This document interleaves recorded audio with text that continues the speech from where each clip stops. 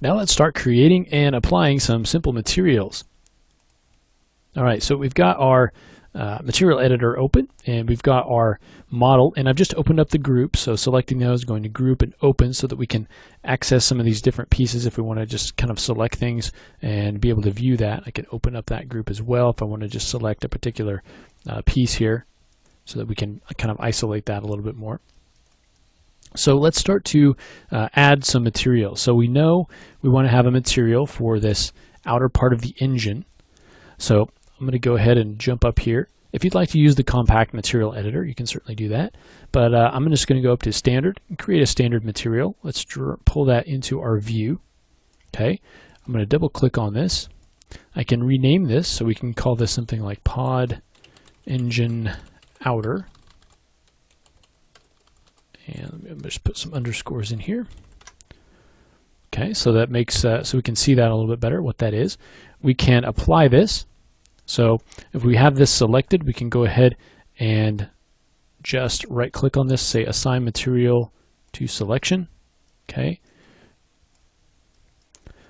So now we have that material assigned. We can go into the parameters if we want to change the color, just to kind of get a rough idea of what we want it to look like. Maybe kind of a more saturated, kind of a darker red color, something like that. We can change that if we want to add a little bit of specularity. Maybe we can do that. A little bit less. Okay, so we can change all of those parameters. I'm not going to add any maps to this yet. You can see how that's mirrored, or you can see how that appears in our viewport. That material is now added. If we jump down here, we can see that we now have, since this has been applied, we now have a material in our scene material. So if I actually come in here in our view and take this material and delete it, it's just deleted out of our view. You can see it's actually still on our object, and it's still listed in our scene materials. Okay, so we can actually just drag this back out, and let's just make it instance and view this in our view and continue to work on it.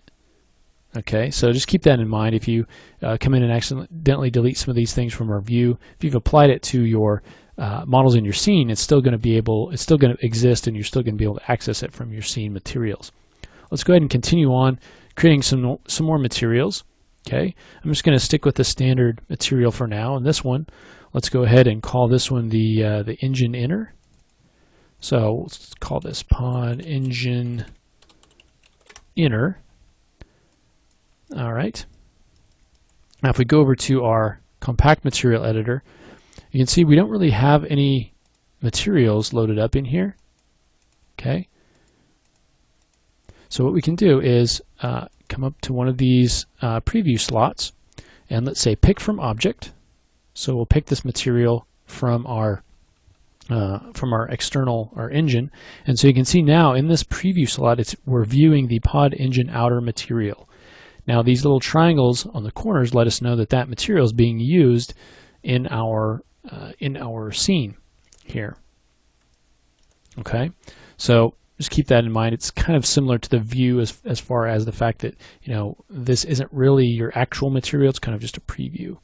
So if we jump back in here, we can go ahead and grab our object. Let's turn on F4 so we can see what we've grabbed here, and let's assign that. Okay, and now I just want to continue on kind of breaking things apart. So we want a material for our cord or our cables. So again, go ahead and double click on that. We'll call this pod cables. Okay, maybe we can make this a little bit darker for now. And then we just want to come in, select those cables, and assign the material. Okay.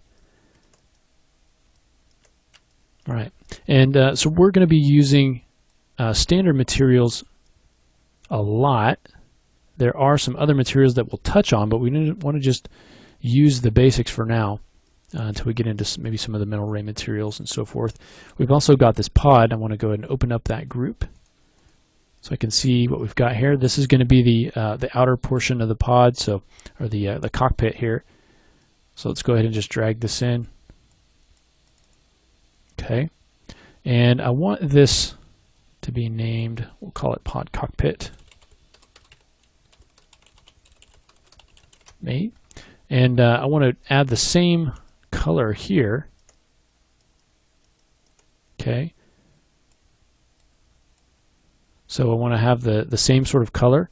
So if we want to actually, instead of creating a new material, you can actually take this, shift, drag this over to create a copy of this.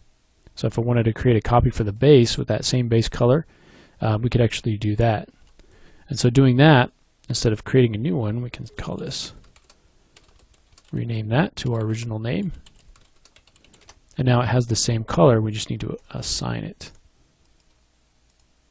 Okay, so as we add these, they're getting added to these the scene materials list. Let's go ahead and add a material. And so we're starting to think now about what pieces we want to be what. I actually want the underneath portion of this outer shell to be kind of glowing. So let's create a material for that. And we'll go ahead and I'm just going to create a standard material. And these aren't going to stay standard for very long, at least some of them aren't. But we just want to get, I just want to break everything out, separate it out into the different pieces here. And so this, I want to actually, I'm just going to call this the red glow. And for now, we'll just give it kind of a bright red color so we know exactly what it is. Okay, we'll give it a little bit of self-illumination here, so we can see that kind of red glow there. And let's assign this to this piece. Okay, so it's going to have a nice glow from underneath. All right, now looking at this, we're going to be assigning materials in here. We're going to also be doing some UV work on the different pieces. So in this case, I'm going to isolate some of my the things that I have going as far as the engines. I'm going to isolate those. So just use one cable and one engine. But you can see if I select this, it's not really deleting, and that's due to a little bit of a bug here. We've got the slate material editor minimized, and so you can see if I go ahead and bring that up, I've got the got it maximized now. I can go ahead and delete that. So just keep that in mind when you're working with your material editor. You may want to close that out when you're not working in it. Okay, so let's go through the process, and I want you to go through and, for instance, I want to have the same glow on here, so we can go back in and assign our red glow, and you can see that we've actually deleted that because of going through and deleting our engine. So that again is just something to be aware of when you're working with that. Having that minimized, sometimes it doesn't like that, and you're going to be deleting your materials instead. So just keep that in mind. You want to go ahead and close this out again, as I said. So let me go ahead and now delete this again. And now we should be good to go here. We still got our red material in. Okay, let's select that. Let's again apply this. We can apply it to multiple pieces. So let's go through and create materials for all of our pieces. We want to create materials for the material for the fan blades. We want to create a material for these pieces and also for the fins. This can all be the same material. This as well. Okay, we want to have a material for all of the pipes. That can be a single material. Material for the cone and for the slats back here. We want to have a material for these, and right now it doesn't matter what color they are. We just want to create those materials and get those materials assigned. Okay, so just go through that process, and then in the next lesson we will look at adding some simple variation to our maps using some gradients. So we will look at that in the next lesson.